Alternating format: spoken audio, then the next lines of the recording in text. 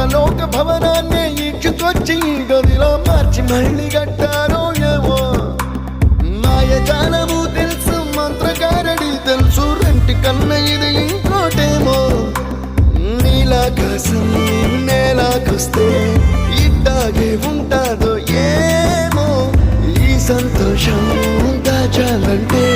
హృదయాలు ఓ వంద కావాలేమో ఇంతందంగా ఉంటుందా ఈ లోకం ఇన్నాళ్ళు ఈ మనసుకి తెలియాలేదే పాపం